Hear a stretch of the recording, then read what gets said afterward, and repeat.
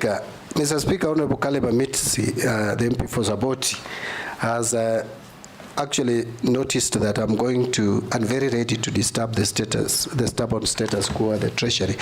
You could not be more right. Mr. Speaker, I am sure that His Excellency the President did not appoint me just to continue the business as usual at the Treasury, because then there would be no need to make changes. He would have just continued with the person who was there. So I have an assignment to do. I will discuss with His Excellency the President on how to help reform the Treasury and to do it properly, and together with the Cabinet. On domestic borrowing and diaspora, I had a lot on how we can borrow more funds for the green bonds, blue bond, and floating diaspora bond. It's only that the time limitation, I could not mention all of them. But I want to agree with Honorable Caleb Amitsi that that is an area that we can tap on. And even look at ways of reducing transaction costs for diaspora remittances, because that's one of the reasons that you hear them complain a lot about. On IMF, by the way, I want to be very clear on IMF. IMF will never invite themselves to a country. We do invite them and agree with them on a program. There was a period we were not under IMF, but because of challenges occasioned largely by COVID-19 and the drought in the region, and also the global disturbance of the supply chain and all that, we then went back to IMF in 2021.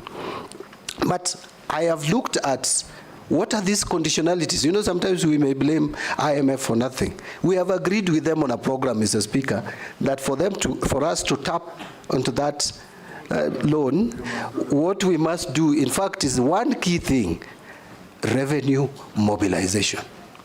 So we just need to agree on how we can convince IMF for the period that we are going to be under their program, which I don't think should be long. We must move to a system where we divorce ourselves from IMF and start depending on ourselves as we were before.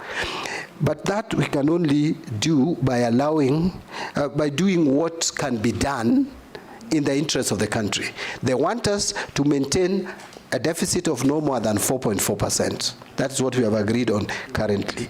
But we are moving towards, and we must move towards, a budget deficit in the region of 2.5 to 3%. I know government has talked about 3.1. We can sustain a budget financing gap of 3%. With that, you will not need IMF intervention.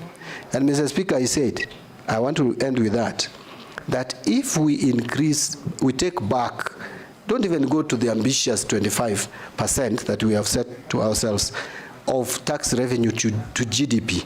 If we can take it back to 18%, we will be adding to our exchequer not less than 600 billion. And I think it is achievable. I believe it will be done. Thank you, nominee. A quick